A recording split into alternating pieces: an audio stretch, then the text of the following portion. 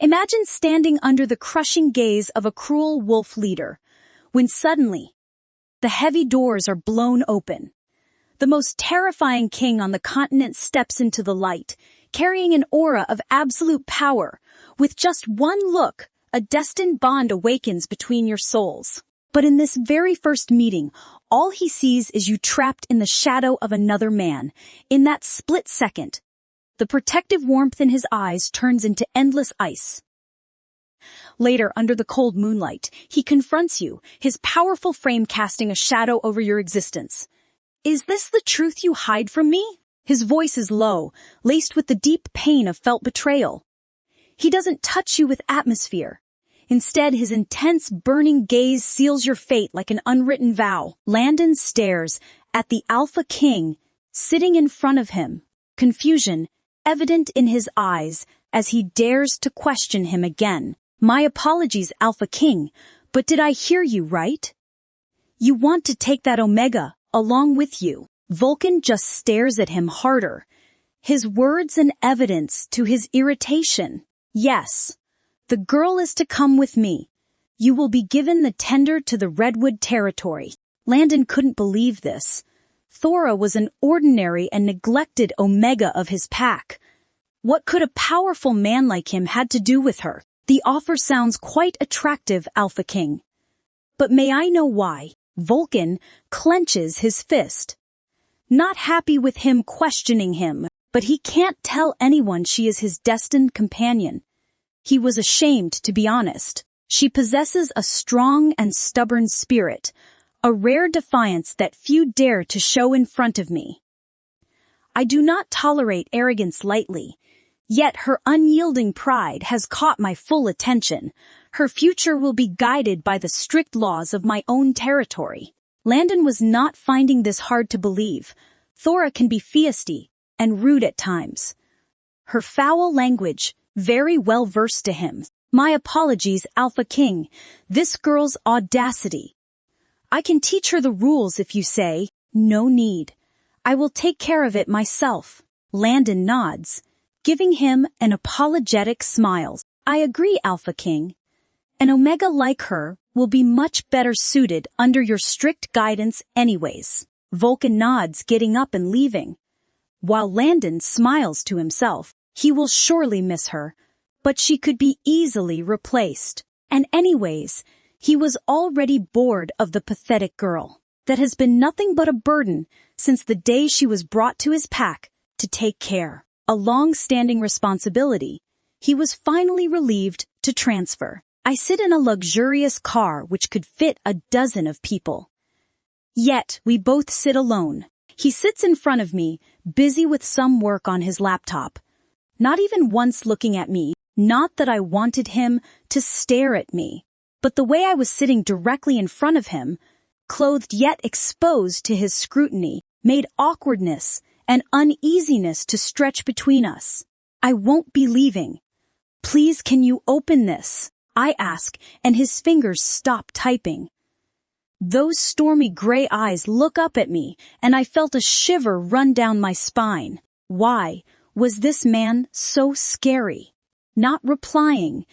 He continues typing again, and I sigh, my eyes shifting to the view outside, and I push myself closer to the window. Wow! It was so beautiful. I have never been out of my pack territory.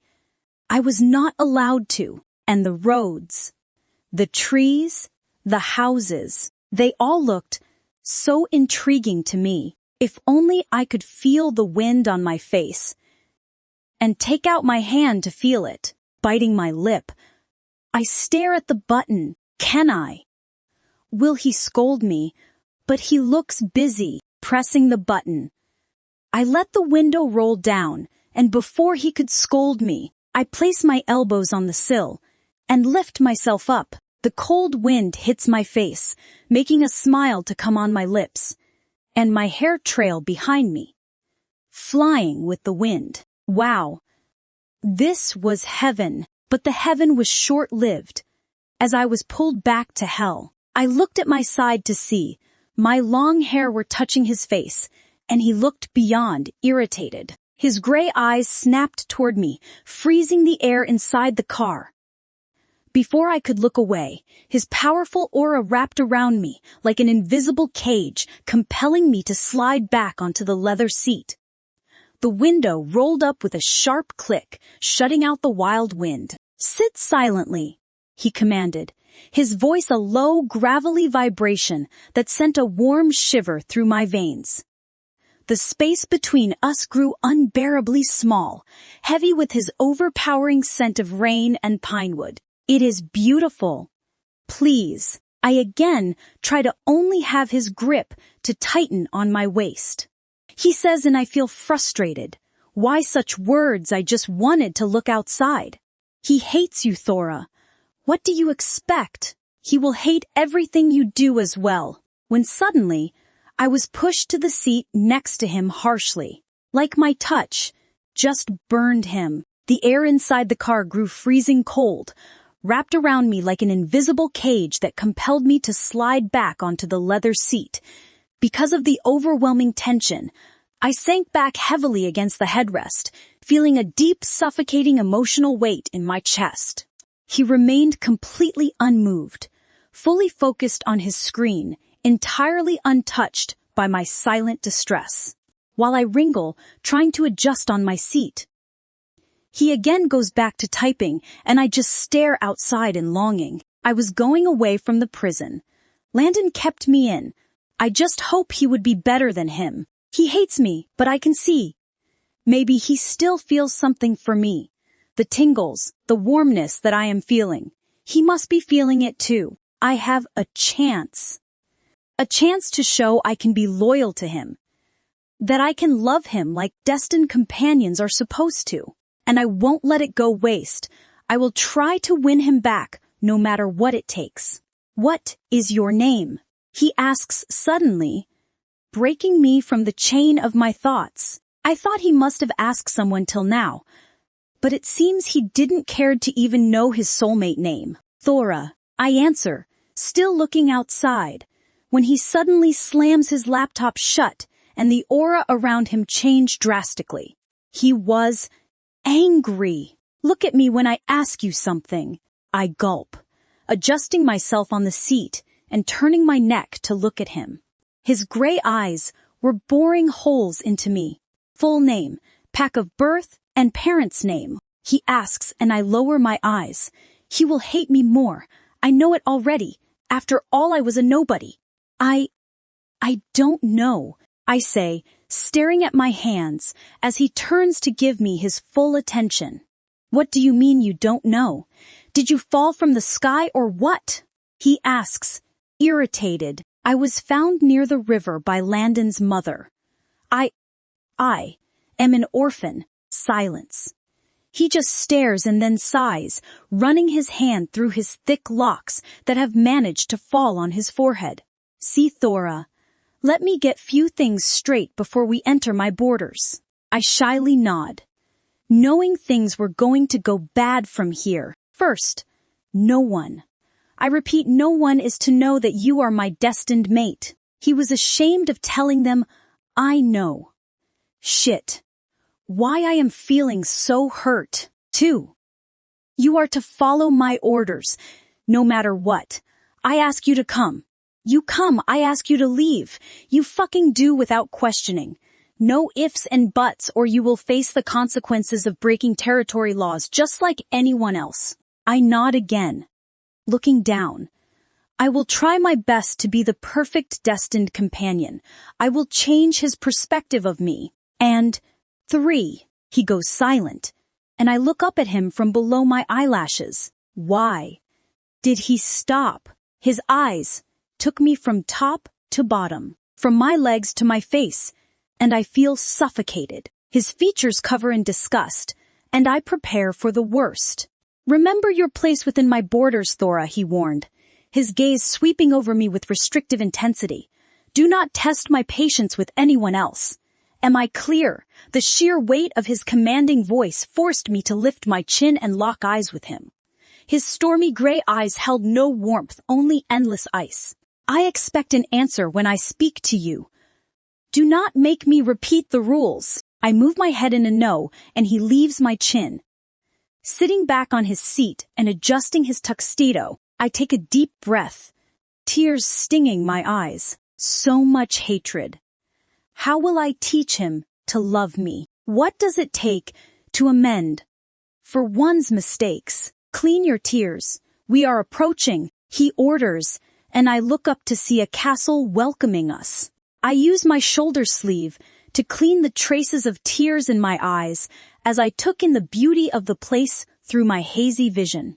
The Vulcan Empire. Read a big stone inscription on the entrance, and I feel my heart drop in the pit of my stomach. The car door is opened for him.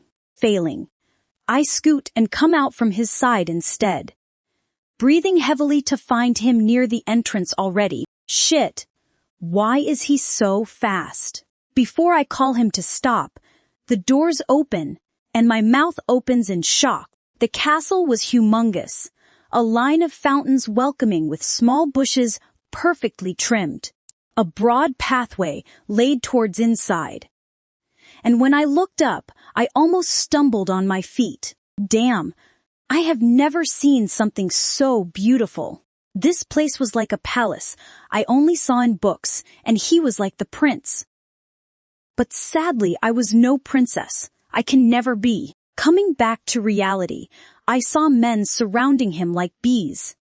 Following him, as he barely says anything, I increase my pace, trying to catch up with him. But he was already near the castle. Maids line on either side, bowing to him, and I blush when I see them bowing when I approach them as well. I bow them in return, giving them a small smile. My scared eyes stare at his back, hoping for him to slow down, unaware of the step below my feet, and I stumble on it. A small scream leaving my lips as I land on the hard pavement.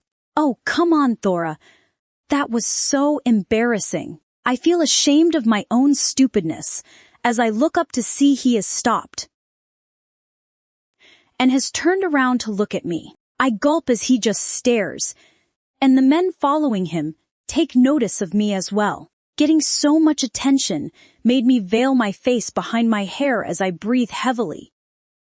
Trying to calm myself, he doesn't come to pick me up, just stares at me, struggling to get up and fall again. The maids hurried to pick me up, and I thanked them, my cheeks burning in shame as everyone stared. "Are you fine, miss?" they ask, and I just nod. When I look up to meet his stormy gray eyes, he says something to the man next to him. While staring at me, the man nods and stays, while with one last look, he turns around and leaves. The guard Vulcan had ordered stepped forward, his cold expression softening just enough to gesture toward the grand corridor. The heavy, invisible cloud of authority that had been pressing down on my shoulders finally began to lift, allowing me to take a long, relieved breath. I offered a quiet nod of gratitude as he silently led the way inside. It has been 2 days, and I haven't seen him even once. I was taken to the maids' quarters after that day, and one of the head maids, Rain, explained me the tasks I have to do every day. I was cooking the packed dinner when the other maids were discussing about him. I couldn't help listen to their conversation. "Did you hear what the council announced yesterday?" "No." "What is it?" "The annual ball for choosing the queen is to be held next week." "That is every year's story, Nat. Like every year, the king will again reject the proposition. He is still searching for his destined one." That is the big news, girl. The king. He himself accepted it this time. He is ready to select another she-wolf as his queen. But what about his destined companion? Wasn't he searching for her all these years? He was. But the rumor said he told the council that his destined companion no longer exists. That was it. She felt a pang in her chest, and a teardrop leaves her eyes. She was kneading the dough with downcasted eyes, their each word like salt on her fresh wounds. Vanished? Really, that is bad. But there is no doubt in this, that the chosen one will be a lucky girl indeed. Imagine a man of his standing as your destined companion, and on top of that not loose or unfaithful, like those other males in vulnerable state. He actually waited for her for 26 years. Where do you find males like him? But what a tragedy. The girl is vanished. She would have been so lucky. I bet it will be Princess Charlotte of Eastern Pack now. She is the most deserving candidate, and an egoistic, ambitious she-wolf as well, the other said, making them both to chuckle. While I look down at the dough, my teardrops have ruined it completely. I have to do it again. Keeping it aside, I just rush out from there, listening to them saying behind me, "What is wrong with the weirdo? Isn't this the very reason we call her a weirdo?" And they again chuckled at this. Weirdo, this was my new name here. Not their fault though. I was weird anyways, not talking to anyone, not speaking anything except yes or no, busy with a notebook and pen in my hands, scribbling something every day, to go back to sleep in my quarters while others gossiped and enjoyed. I was weird, so it is fine. Rushing in my quarters, I close the door and slide down the wall, letting out the tears fully. Why? Why did I have to get a fate like this? Rejection would have been better. But all of them talking about my metaphor, when I was here breathing, broke me. Is this how much he hated me? He wished I had never existed. No. I have to face him. I have to ask him. I have to try at least. He can't choose someone over me like this. When I am alive, he will actually have to end my suffering to reach there. With newfound determination, I get up cleaning my tears. It is 5:20. In 10 minutes, his evening tea will be taken to him. I have to make sure I get it to his chambers. Going back into the kitchen, I see one of the maids preparing the tray and I hold it for her. Let me take it. She just sighs, calling me a weirdo, but not stopping me. Placing the cup, she shows me the staircase. 3 RD floor, 2 ND door to your right. I knew it already, but I just nod at her and rush out of the kitchen, determined to ask for answers. Knocking on the door, I hear a low come in and I gulp before entering. Opening the door, I see him sitting there on his table, his tuxedo hanging on the seat behind, tie laying in a corner, while the sleeves of his shirt rolled up. I feel his stare on me, and my hands start trembling, the teacups clinking as I approach him and place the tray on the table. "Sir, your tea," I manage to say, but his cold stare doesn't soften. Instead, his next words made nervousness to kick in. "I don't remember asking you to get it." Is this how much he hated seeing me? Lowering my eyes, I stare at my bell flats instead, feeling bothered by his intense stare. I wanted to talk to you," I say, to be only hit by his powerful aura as he straightens his back and his eyes bore holes into my skull. "Did I give you the permission to speak?" My body nearly trembled at his rude words.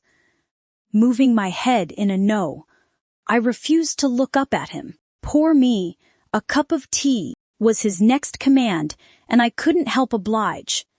My hands trembling as I lift the kettle to pour it is contents into the cup. He just stares at my pathetic self, and trust me, I haven't felt so weak and vulnerable before. Landon has broken me completely from the inside, and even if I try not showing it, I feel it will, my soul trembling. Offering him the cup, I try my best to keep my grip steady. Thankfully, he takes it from my hands and the clinking of ceramic cups ceases, making me a bit relaxed. He doesn't say anything for next few minutes, and I stand there awkwardly, aware of his eyes on me every few seconds. But I couldn't dare look up. "Come, here," he says suddenly, pushing back his chair and pointing to the place next to his seat. I go there reluctantly, on small, clumsy steps staggering. He stood tall before me, his sharp gaze cutting through the space between us like thin ice. "Stand firm," he murmured, his voice laced with deep suspicion as he observed my trembling frame. A tear finally escaped my eyes, but he only turned his face away, refusing to acknowledge the sorrow I showed. "Do not look for sympathy here," he added coldly, his dark emotions casting a heavy shadow across the room. "And go prepare for the selection of your future queen. You will be her personal maid." I gulp, more tears leaving my eyes, the tingles burning me. Leaving his grip on my chin, he looks at me in disgust one last time before he turns around his seat and gets back to work. "You may leave." I didn't waste a second, stumbling back on the carpet, getting up, and sprinting from there, tears running down my eyes as I saw myself in his eyes today. I was no one for him, just a maid, just a useless girl who he hates more than anything. I was a fool to think I can make him love me. When I myself hated my very own self, I hated my weak self, my weak wolf, and my helpless self. If only she knew she was anything but weak, born as a mystery. The blood in her veins was the strongest in centuries, and only time will tell how she was indeed born to rewrite history. Her dirty sneakers covered in mud, a loose sweatshirt, and worn-out jeans covering her, as she tries stopping the tears falling down her eyes. Nose red and eyes puffy. But no one cared. The little girl had kind eyes, but they carried a quiet sadness. "The healers say I am special," she whispered to Thora. "I get sick easily, but I've learned to be brave." Thora smiled warmly. "The moon goddess doesn't hate you, little one. She chose you to be stronger than anyone knows." The girl's face brightened. "Do you really think so?" "I know so," Thora said, gently squeezing her hand. "Because the bravest stories are the ones written by the smallest hands." She plays with the hem of her dress and Thora couldn't help it. Tapping her lap, she urges the girl to sit there. The girl obliges, sitting in her lap to look up at her with her big blue eyes. "What is you name, sweetheart?" "Elora." Thora smiles, patting her head, loving her silken locks. "Moon goddess doesn't hate you, Elora. Instead, you are her favorite." The girl moves her head, in no looking down. "No, you are lying. She hates me. She made you special. She made you fighter. She believed you will win, so she gave you her best fights." This got the little girl's curiosity. "Why?" "She wanted me to fight." "Yes. You know, Elora, who are the strongest in this world, who rise despite facing all the fights, who don't let a little sickness to get in their way. Moon goddess is very busy. She can't fight all battles herself. So she decided to give one of her battles to one of her strongest children. She chose it for someone very special, for a girl she believed in.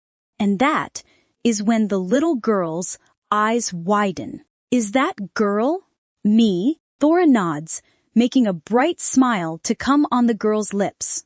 She looks at her hands, and then suddenly back at Thora. Her next question, something Thora never thought would come from a 10-year-old's lips. "Then, if Moon Goddess is for real, is the story of the metaphor wolf also true?" Thora's eyebrows furrow in confusion. She hasn't heard of it before. The metaphor wolf. "Yes, haven't you heard his story? Uncle always narrates it to me at night. Everyone says he is bad. But for me, he is my hero." Thora couldn't understand. Why hasn't she heard of this name before? But she can't blame anyone. Her life has been nothing less than a nightmare till now. Who is he? The little girl's eyes shine in excitement. But before she could say something, a voice calls from behind. Princess Allura, we were searching for you everywhere. They look up to see 3 maids coming their way. Princess. I refuse to go back. I have made a friend today. The little girl announces in confidence, and Thora couldn't help bow at them in acknowledgement. To which they barely nod, taking their attention back to the little girl. Princess Allura, your family is waiting for you at the banquet. They wish to share the opening story with you. The little girl giggled, waving a cheerful goodbye to Thora as she skipped away safely under the warm sunset. The little girl sighs, dusting her clothes and getting up. Lifting up her chin, she turns around and says in an authoritative voice, well tried, because she was still very young. Tell him, I am coming. And with this, she turns around to leave, but not before looking at Thora one last time and whispering in her ear. Search in the library, was all the girl says, winking at her, and Thora couldn't help but smile back. She was too adorable. Few days later. Sally. Can I ask you something? Thora asks the old lady, who barely nods at while ticking the chores on a piece of paper. I notice there are many unbonded ones here, Thora whispered, looking at the older lady. How do they brace themselves during the full moon's peak? Thora asked, her voice hesitant. Sally let out a dry laugh. They find shelter within themselves, they endure. It is a test of will, girl. But what if someone doesn't wish to participate? Thora pressed. Then they choose their own path, Sally said simply. No one can force what is freely given. So, she will run. Vulcan stands at his balcony, his hands resting on the railing as he looks up at the moon, his grip on the railing tightening as he thinks about her, his destined companion. He would have accepted anything, ugly, weak, rogue, omega, anything, but a betrayer, never. He would have laid this world at her feet, showered her with love and everything any she-wolf ever desires for. If only she had waited for him. Her innocent-looking brown eyes come in front of his eyes. The earlier scene of her kneeling in front of him, he didn't wanted to disrespect her like that. But yes, he did intended to hurt her and make her realize that there was no hope of him accepting her. Ever.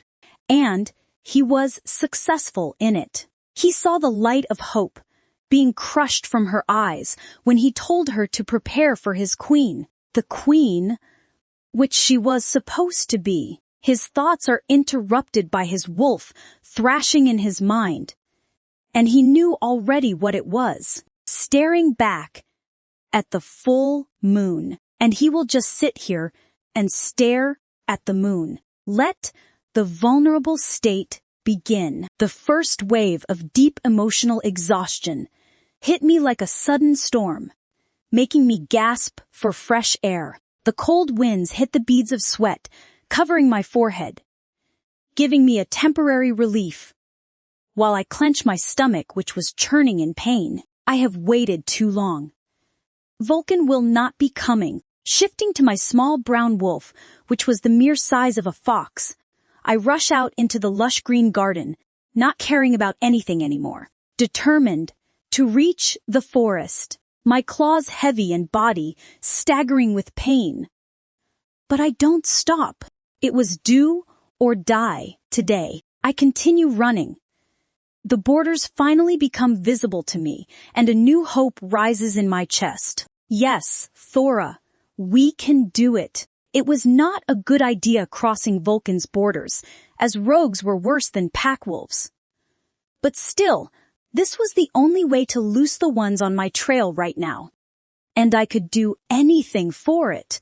They were just a few feet away from me when I leaps over the fenced borders. not stopping. The growls echoed in a distance, inside the borders, and I sigh in relief. I was safe. At Tiliest for now. Looking around, I find vanishedly forests surrounding me. It is silence suffocating. Yet, my only solace. Looking up at the moon, a low painful whimper came from my wolf, as she realized it was just 15 minutes into the vulnerable state. And we still had the entire night ahead of us. My highlighted senses managed to hear running water nearby, and that is when a brilliant idea strikes my mind. The water ... it can cover sense. What if it can also cover vulnerable state to some extent? Plus, I was really thirsty. With tired limbs, I struggled to move towards the stream, wary of every little noise coming around me. 30 minutes into the rogue lands, and I seize it finally. A river flooding with water. Jumping into it, my wolf form immediately freezes under the EV temperature of the water. My brown coat darkening as my body shivered, but I didn't cared. Instead, I could breathe. Finally, the numbing of my limbs, calming me as I rested against a rock, letting the heavy waves hit me. The sound of waves clashing with the rocks made me forget everything. If only the night could pass so peacefully. If only I could stay here forever, in the womb of Mother Nature, away from the hatred-filled eyes of her destined companion, away from everyone that has ever hurted me. But I knew I can't survive alone. I wasn't strong enough. No one will come to save me. Another hour passed, and once assured that it was safe here, I change into my human form. I curse again as it felt way colder. I thought of shifting again, but just a minute in the ice-cold water. And I was numb of everything. The cold no longer bothered. But other than that, I was good. Enduring. For what, you ask? For just one thing. To prove him. To prove Vulcan as to what extent I can go to. Save my virtue and respect. He didn't came to me to relieve me. To help me. So, I had to do it. I had to run. And now, when I think a bit rationally about it, I know why he didn't came. When a human rejects his destined companion, it is common that their wolf counterpart hates him for doing it. But when a wolf rejects his destined companion, the bond between the human and his wolf remains the strongest. He didn't reject me earlier at Landon's pack because that was him. But tonight, under the blinding glow of the full moon, as I faced my deepest emotional weakness, I realized the cruel truth. He wanted this sacred, ancient bond to sever completely. He wanted his inner spirit to turn its back on me forever. A silent tear fell from my cheek at the crushing weight of that realization. How stupid I was to think that he would one day forgive me. He already wanted to get rid of me. I couldn't help but cry. Staring at the full moon, I let the wet tears to slide down my chin and mix with the icy water. This is our fate, Thora, and we have to live with it. Closing my eyes, I don't know when my brain started freezing with my body. My limbs felt too heavy to move as another painful whimper left my lips. I tried getting up to get out of the water, but I couldn't move my body anymore. How long have I stayed like this? Panic hits my inside as I struggled, trying to thrash against the current flow to only fall back at the rock on which I held. And that is when I realized the water flow has increased drastically, where it earlier reached my chest. It was up to my chin now. Afraid, I struggled and thrashed more, to only feel my legs moving. Thank moon gods, I finally moved to get out of water when my footsteps freeze. I feel something very odd around me, the aura darkening and vanishedly, and that is when I look around. A pair of yellow eyes stared at me through the bushes, and I felt my heart thudding rapidly in my chest. Gulping, I moved back into the water to lean back against the same rock. No. This can't be happening. How did? I heard another low snarl from behind me, and that is when all hopes of leaving from here alive died. Turning around, I see another pair of yellow eyes, and another, and another. There were around 15 pairs of yellow eyes staring at me. Through the bushes, surrounding me, blocking my path. No, please, no. Stepping closer, they move out of the shadows, and that is when I see them clearly. 15 rogues emerged from the shadows, circling me slowly. But I refused to let fear consume me. I had to stay calm, had to think. My small wolf trembled, but I reminded myself I was not prey. I would find a way out. I gulp, looking back at the running stream, and that is when I knew I have to make a choice. A choice had to be made tonight, but from whose hands? That was what I will decide. Changing back into my wolf form, I growl at them as loud I could, making it echo in the silent forest. Looking up at the full moon, I was ready to trust the river's path. Wherever it might lead, a teardrop leaves my eyes, thinking about my unremarkable journey till now, and that is when I turn my back on the wolves, and again growl at them, daring them to move forward. They don't stop, though. Moving closer, they growl back, asking me to stop. When I finally do it, I jump. It is not that easy as it seems. At least, not how I thought it to be. The current pulled me under, and for a moment the world went silent. My limbs grew heavy, my thoughts blurring into darkness. I felt myself being carried, helpless against the river's will. But then, a flicker of determination sparked within me. I would survive this. If that was not enough of a nightmare, imagine the very reason I jumped into the water was still there.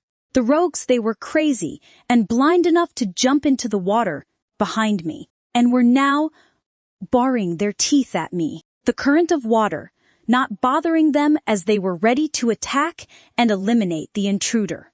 I left my grip on the rock, hoping to be carried with the current when they stand over my weak wolf, not letting my escape. This was it. My end. I saw the full moon above, with tears leaving my eyes. And I finally did it. With a low whine, I moved my head to a side in submission. And that is when their growling ceased. Instead, I heard a loud, painful cry, and the rogues is thrown off me with a force that made him fly a few feet in the air to go crash with another rock behind. I look up to see a big jet black wolf standing on top of me, growling at the rogues, his growl loud enough to shake the very base of the rock on which we stood.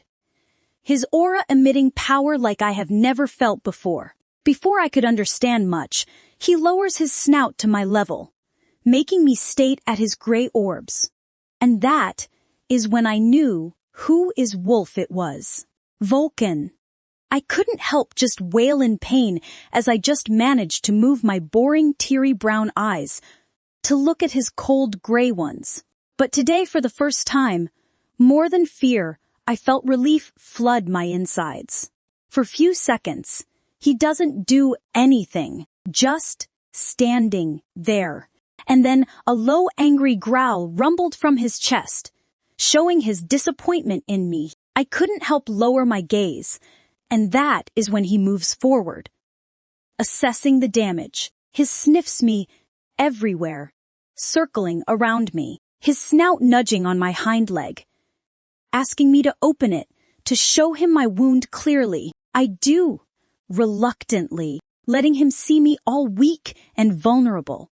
And that is when another growl emerges from him. My wolf form trembled under his rumble, and he seizes it immediately. He was saving me.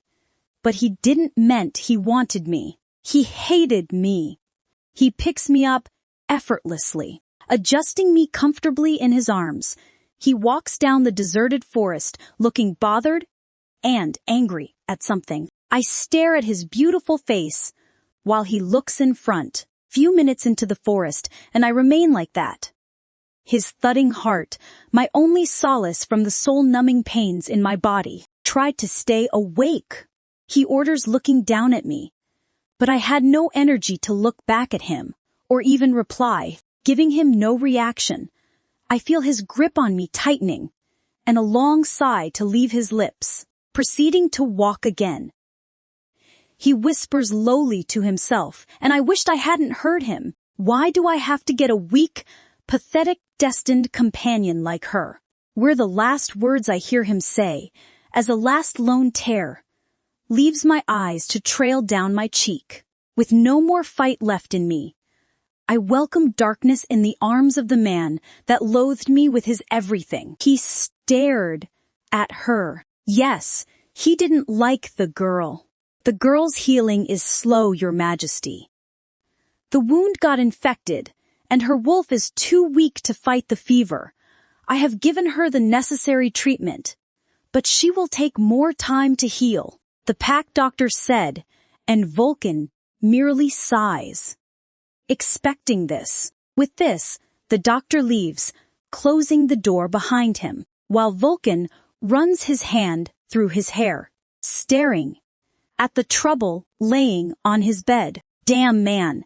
He was thinking of getting over with the rejection today, to be free of this girl after this night forever. But see where this stupid girl brought them. Here.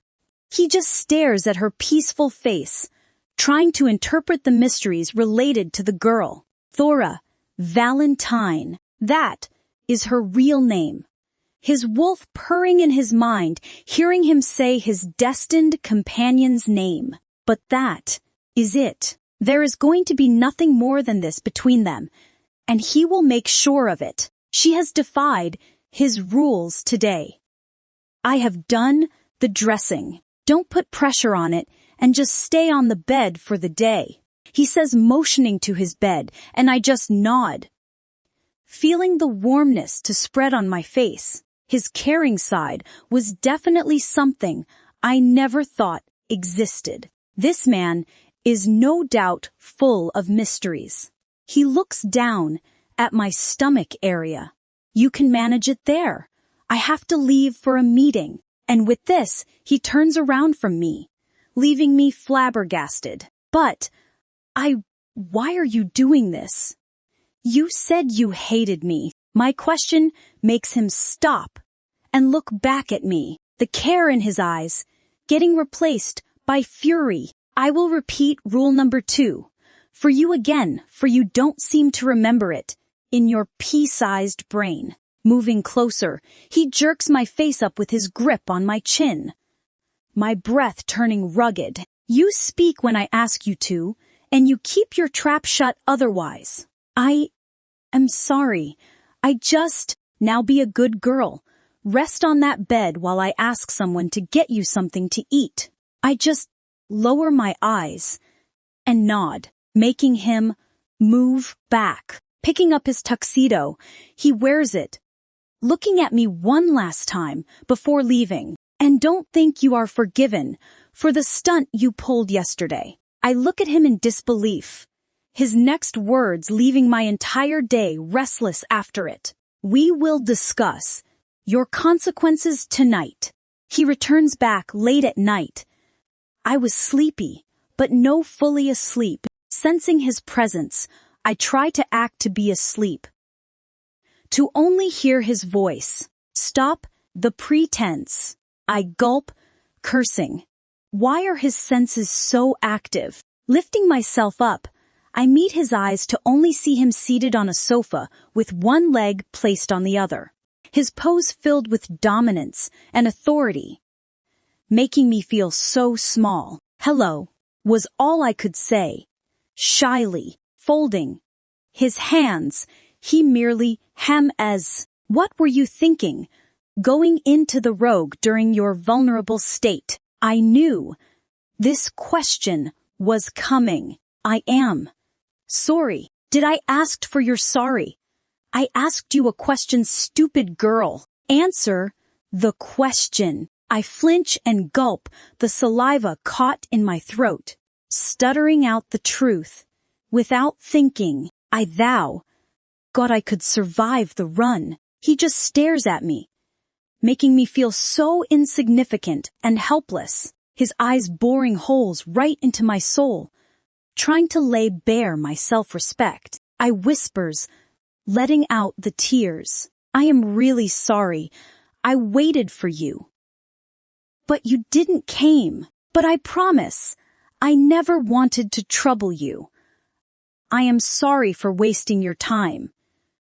I didn't intend to really. Oh God, I am so stupid sometimes. I just do things. Shush. I am sorry.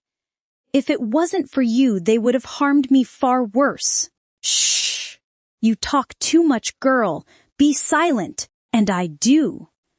Nodding, sighing, he moves back and opens the wardrobe to take out a t-shirt from it. Change out of those damp clothes, he said, his voice carrying no warmth. My eyes widened in surprise. What did he mean before I could protest? He turned away from me, gesturing toward the wardrobe. There is a dry shirt on the second shelf. You'll catch a chill in those rags. I got to admit it. I am losing. Already. Next day, I stayed in his room, but surprisingly he didn't came. Neither at night, nor during the day. Delicious food was offered to me by a maid I haven't seen around in the maid quarters. And I relaxed the entire day. The wounds were better now, and I decided to get back to work the next day. The same maid told me that she has informed the alpha of my decision, and he has given his consent to it. Nodding at her, I returned to the maid quarters, to only stop at the threshold. She stayed there. Can you believe it? Alpha never allows a female in his room. I bet she tricked him. The girl acts so innocent and dumb, as if that two-faced liar. Another says, to be only joined by the third one. Look wise. I hate to admit, but weirdo is not that bad. I am sure that is what the alpha saw in her. Bailey, their leader, smirks. Of course, what else is there in her? I am sure the alpha will be tired of her very soon. I clench my fist. So I was right. They were talking about me. I enter to only have them stop, to look at me in disgust. I was just a human. How will I fight them? Not to forget, I am already wounded. I have tried fighting in the past. I have voiced against the bullying. To only be hurt more and more. I have done everything I could. To even reach my metaphor bed once. But it seems I didn't learn my lesson back then. As history was repeating again. Next, I know I was pushed back on the floor.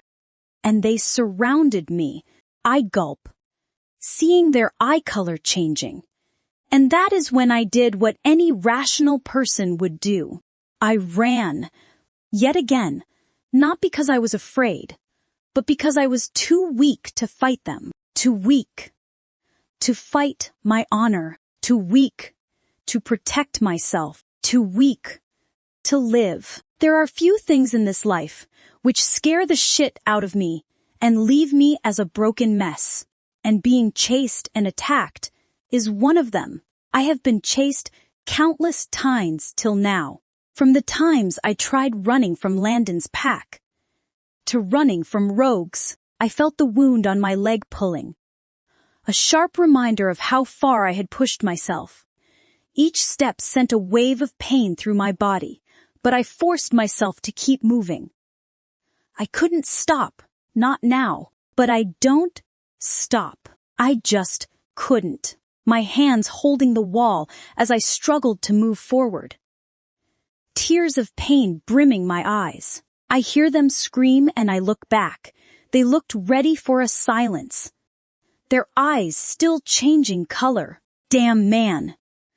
Why do I have to make enemies wherever I go? Too lost in looking behind me.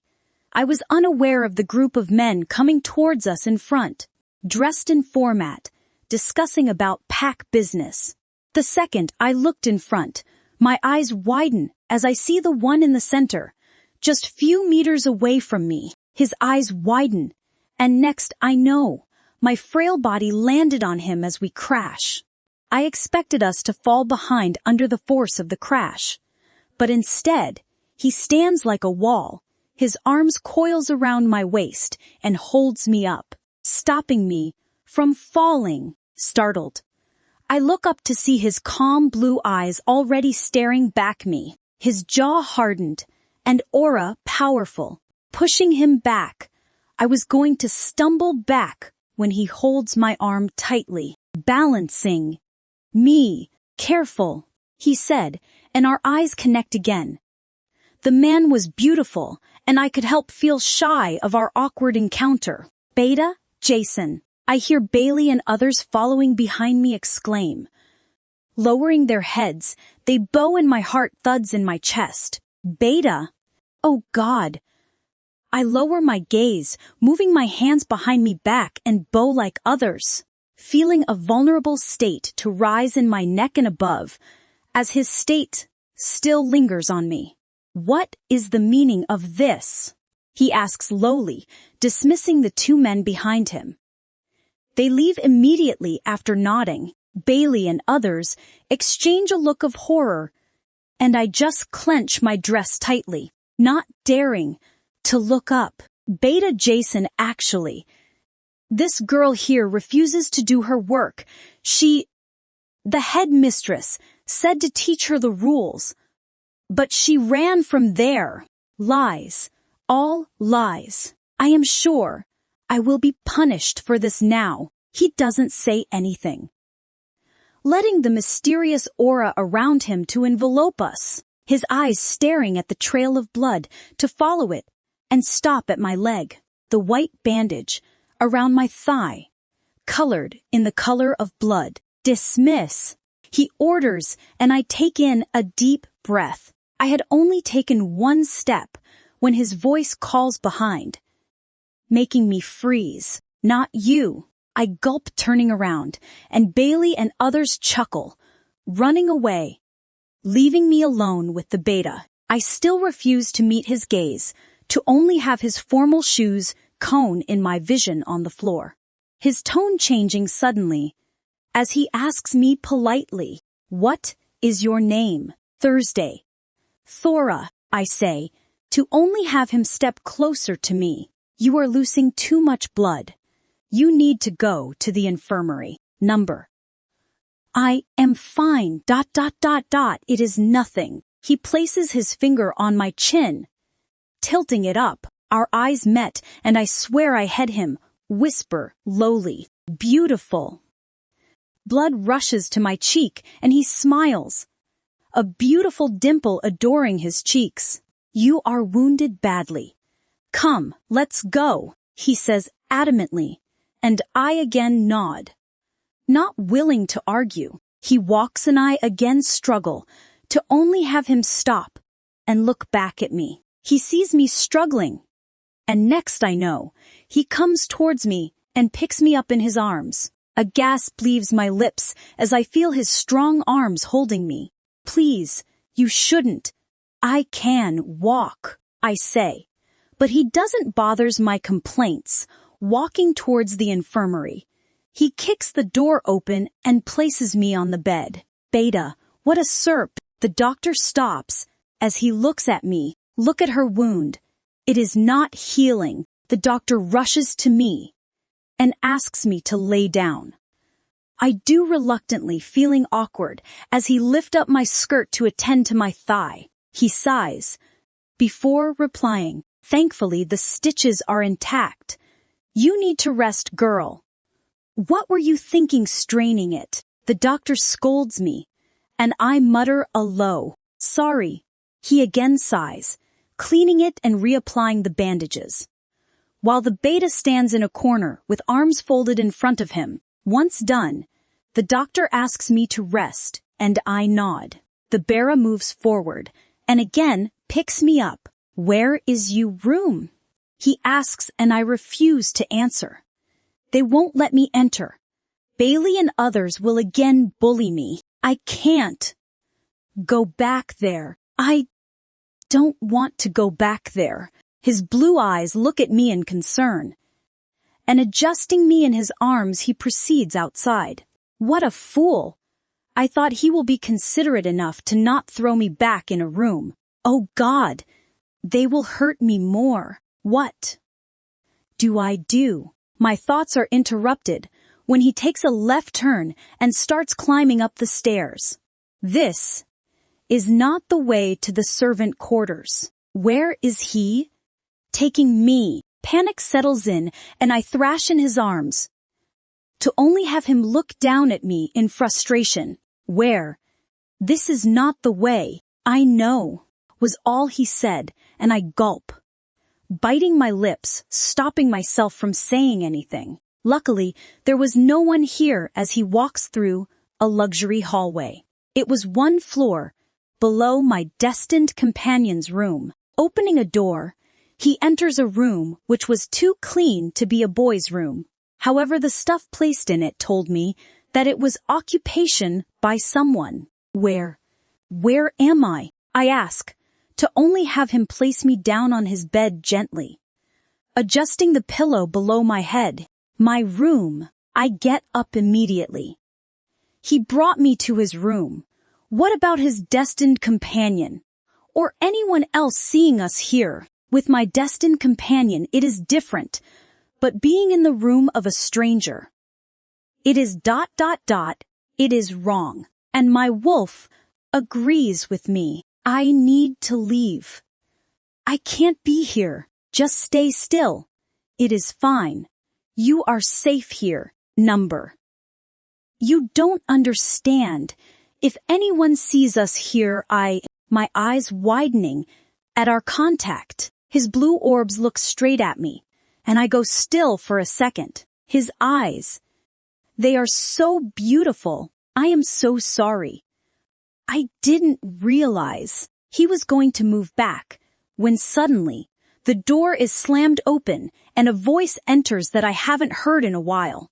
Jason, how many times do I have to tell? His words get lost as he looks up at the scene from the paper in his hands. His beautiful gray eyes hardening as they move from Jason to stop at me. I see the paper crumbling in his clenched fists. I see the color of his eyes changing.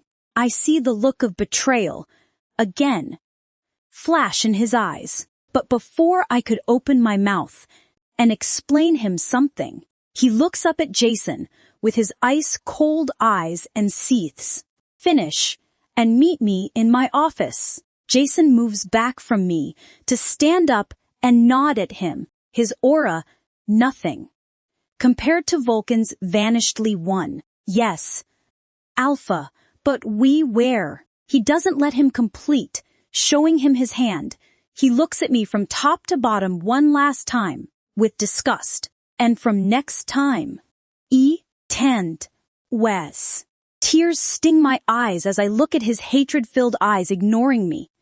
He storms outside, slamming the door shut after him.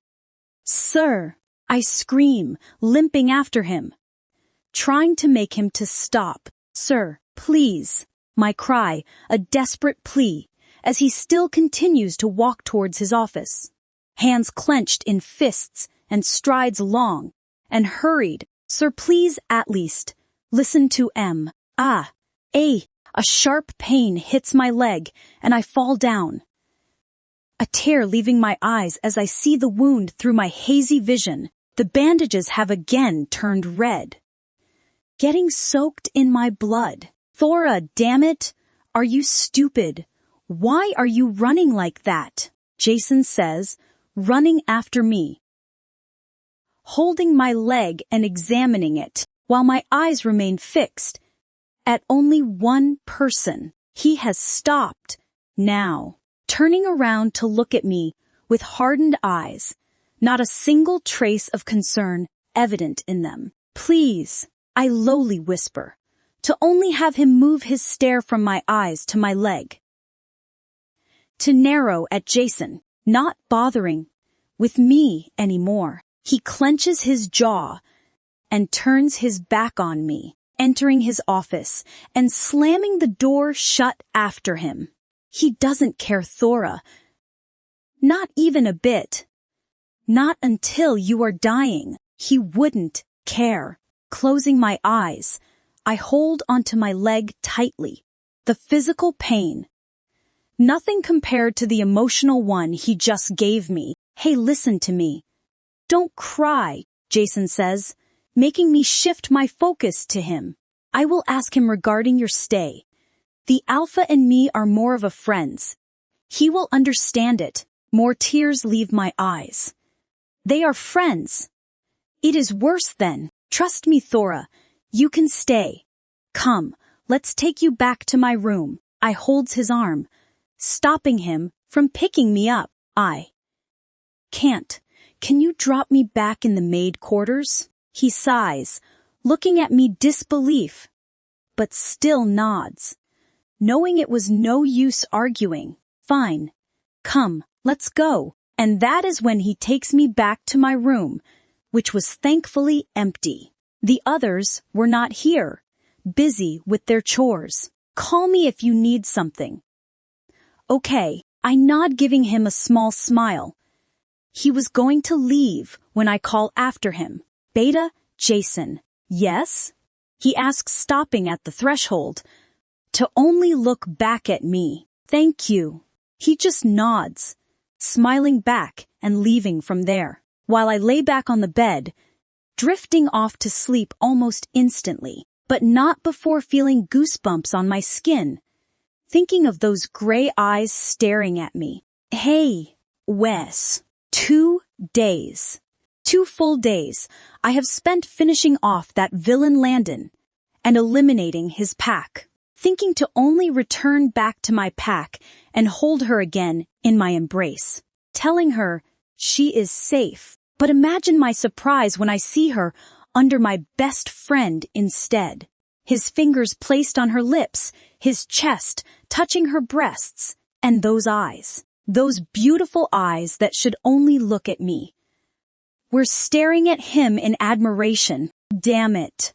I punch the wall nearby, closing my eyes, trying to calm myself. "Alpha, may I enter?" I hear Jason's voice, and I control my anger immediately, covering my feature with that usual cold facade. "Yes?" He walks in casually, munching on something that he grabbed from the kitchen. Settling himself on the sofa in front, he places his foot on it and asks me casually, "You called me?" My gaze hardens at his foot placed on my sofa, making him rolls his eyes. He may be my best friend, but only after pack hours, removing his legs from the sofa and placing them down. He raises his hands in surrender. "Fine.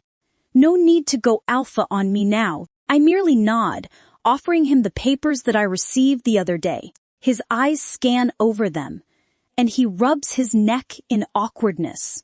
"Is this professionalism, Jason? 5 days. I gave you 5 days to deal with the upsurge in the Eastern Province. And see what happened now." "I know, Alpha. I am sorry. A sorry won't do, damn it. An entire pack was raided by those rogues. Many were lost." Jason lowers his eyes, knowing he was at fault. "I go for 2 days, and you can't manage the behind," I say, turning my back on him and looking outside the window. My destined companion scent lingered on him, making my wolf crazy. I am sorry. I will compensate the members for the loss and get to hunt these rogues immediately." "You better do it." He nods, turning around to leave when I stop him. My question, surprising him, "Have you bonded with the girl you were with earlier?" His mouth opens and closes in surprise while I look at him over my shoulder. Who? I harden my gaze, and the jerk opens his mouth in a O, suddenly remembering her. Oh, Thora. My stare was enough to make him continue. Number. I just met her. I know you admire my flirting abilities, Alet, but even a playboy needs some time to convince a girl and get in her pan. I show him my hand, asking him to shut his trap. And he does, biting his lip and giving me his infamous smirk. What a jerk. Stay away from her. I don't need my beta to associate with the maids now, but Vulcan, she is damn hot. I said, no, Jason. Stay, the completely away from her. He sighs to suddenly look up at me, with that twinkle in his eyes, rushing towards me like an excited kid. Wait a minute. Could it be that the Vulcan is attracted to a girl? Is it why you are stopping me to associate with her? I give him my cold stare and arrange the papers on my table, ignoring him. Now that I remember, isn't she the Omega you brought from another pack few days back? No way, bro. You actually like her. Sighing, I look up at him in irritation. Are you done? Come on, Vulcan, tell me I am your best friend. I thought you said you won't be associated with a girl unless she is your destined companion. Wait a minute. Is she your destined companion? He almost screams in surprise, and I lean back on the chair, looking up at him. Get out, Jason. I have work to do. But who said he is going to drop it anytime soon? Pulling a chair, the villain instead gets seated, waiting for the gossip, like a teen girl in high school. Yes, she is. You asshole. Why didn't you tell me? Damn, it calls for a celebration. We have finally found our Luna. Now I get it, why I felt so protective of her. Stop right there, Jason. I cannot accept her. All the excitement drains from his face, like he has been hit by an avalanche. But why? She is perfect. There is silence for few minutes. When I finally answer him, she is defiled, and he looks at me with widened eyes, not believing me. Not only that, the pack members of her previous pack spoke of her with disrespect. They said she was merely Landon's confidante. I cannot accept a girl with such a past as my destined companion. And if this is not enough of a reason, she is a human. She can't even protect herself, let alone leading this pack and serving as the Luna. There is silence, as Jason ponders over the newfound information. Is this why you went to eliminate Landon's pack out of the blue? Jason sighs, placing his hand on my shoulders. I am sorry, man. I didn't know. But maybe you can give her a chance. To me, she looked too innocent. Have you asked her about it? I nod. I did. And she agreed, not even ashamed of the sins she has committed. That is bad. Are you sure of moving forward then? The ball is in 2 days. And once your queen is selected and crest, you know what will happen to her. It was nothing new. She has to bear the pain of rejection, and people say it is the worst pain in the world. Every time the male sleeps with his chosen, the rejected destined companion suffers a pain that shakes her very soul, until the day when she can't take it, until the day the bond is finally released. And that day onwards, the bond between them stands severed forever, and she is free to live on her own terms. Yes, I know. The earlier she accepts the rejection, the better. And what if she doesn't? Vulcan chuckles at this. It is never heard of. They always accept it. Why won't they accept it? Why won't she reject him?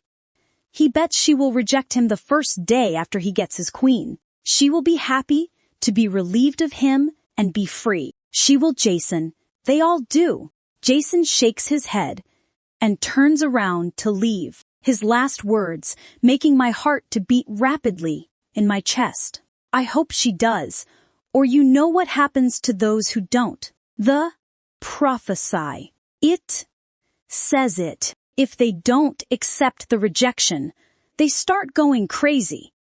They lose their sanity.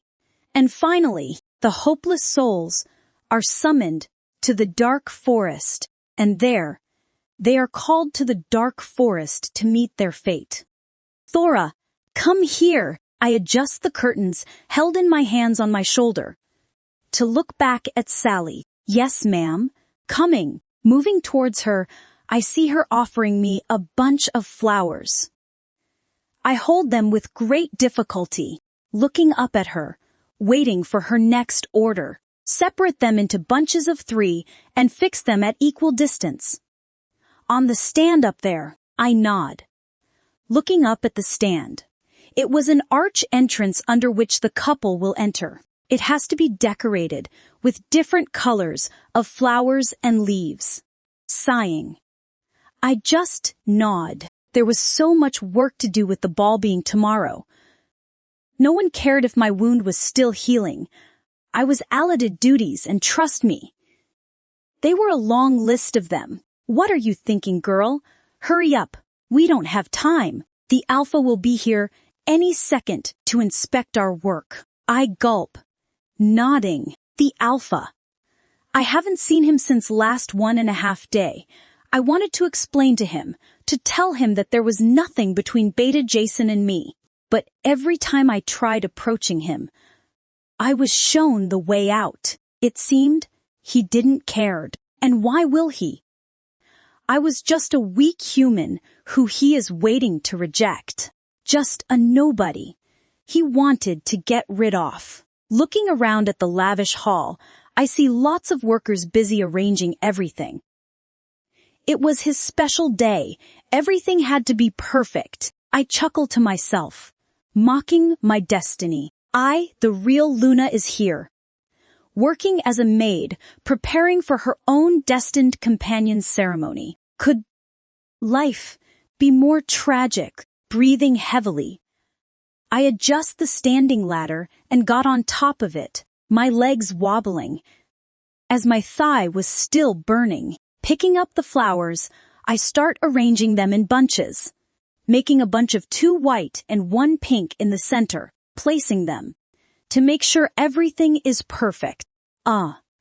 Westy, that is where the stage will be, and here, you will enter from this side, the organizer told Vulcan as he merely nods, looking around at the preparations being carried out at full swing. With hands behind his back, unaware of my stare at him from above, I continue doing my work, taking hidden glances at him every few seconds. One Dalton Y without seeing him seems to be long, like a year. And what about the food? Who is arranging it? I hope you have received a list of the delicacies to be offered. Yes, Your Majesty. That is all taken care of. The best caterers in the world have been hired. Good, he says, turning around to leave. When his eyes met mine, I immediately lower them, feeling warmness to rush up my neck and cheeks. He stops, and my heart leaps in my chest. Why did you have to stare at him, Thora? Any problems, sir? I met his gray eyes and he just stares, looking right into my soul, the usual emotionless look plastered on his face. The flowers are not at a proper distance. Move this bunch here forward, he says, pointing to a bunch further away from my reach. He is doing this deliberately. I can see that hidden smirk on his face. Hey you, girl, didn't you listen? Move them, the organizer says sternly, and I just nod. Looking into Vulcan's challenging, I move forward to adjust it, almost at the edge of the ladder.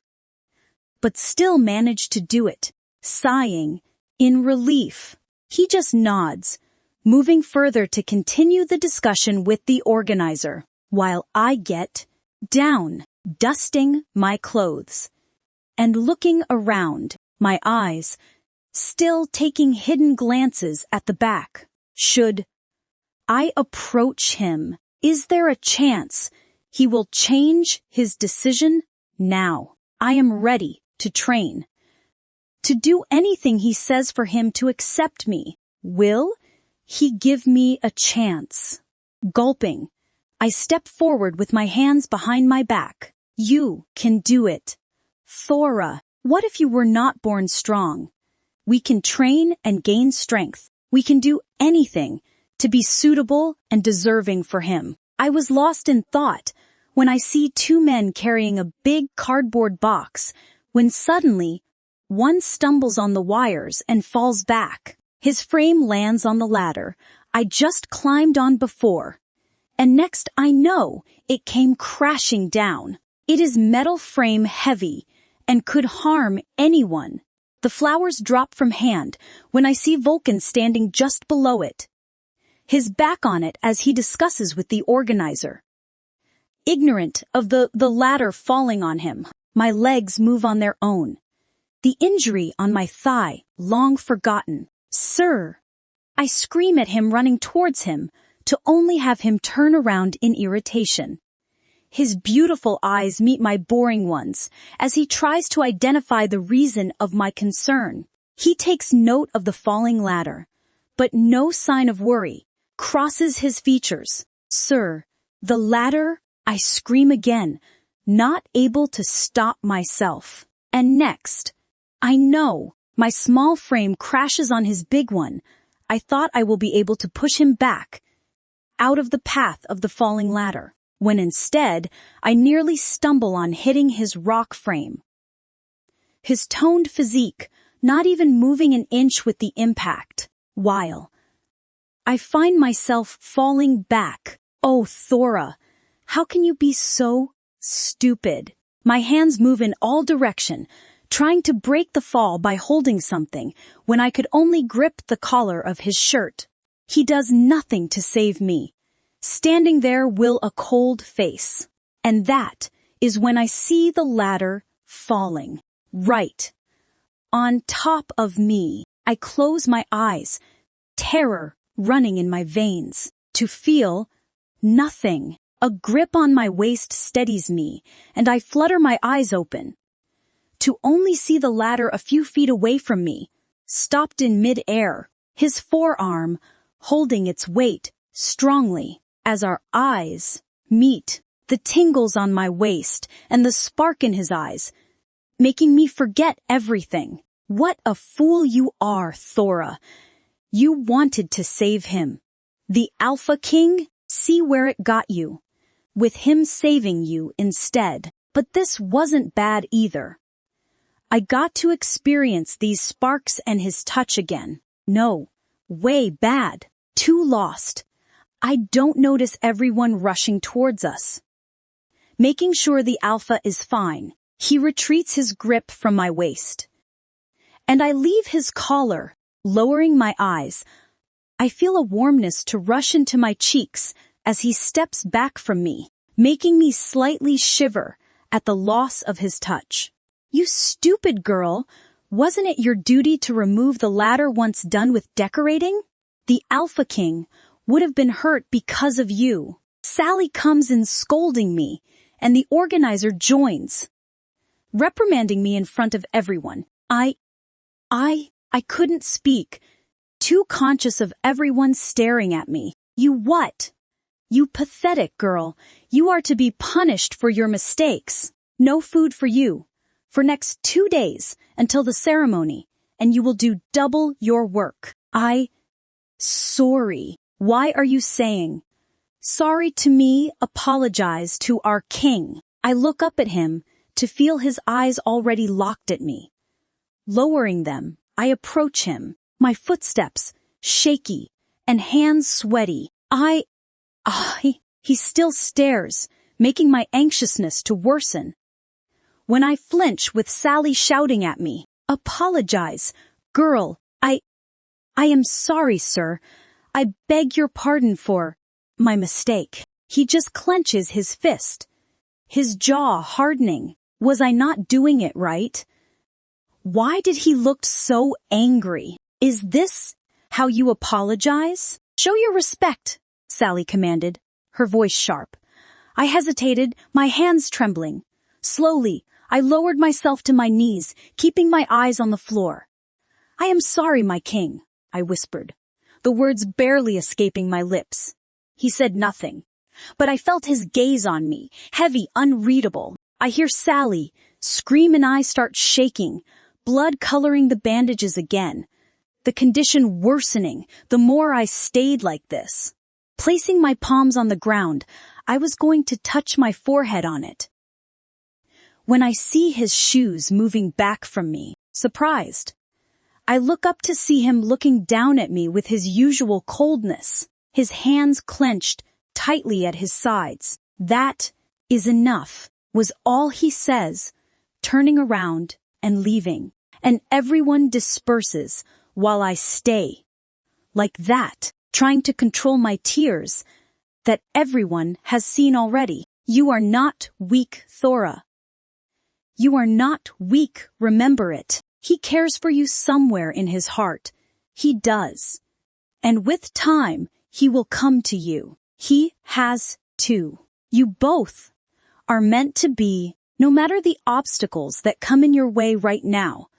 One day, you will win him." My thoughts are interrupted by Sally standing in front of me, motioning me with her finger to get up. "I was good with you, till you were following your rules. One mistake from your side, and see where it got you. Now come. You won't get the time to even breathe today. Ma'am, please. I can explain. No words. Just be silent and get to work." I merely nod, looking down when she hands me over a basket of rose petals. Confused, I ask her, holding the basket with shaking hands. What is this for?" Her next words. Another strike on the cracked glass wall of my vulnerable heart. "The king and the new queen will destine companion after the ceremony tomorrow, and you are to decorate their room for their welcome ceremony tonight." My heart breaks the nth time today, and I just tighten my grip on the basket, bowing at her. "Yes, ma'am."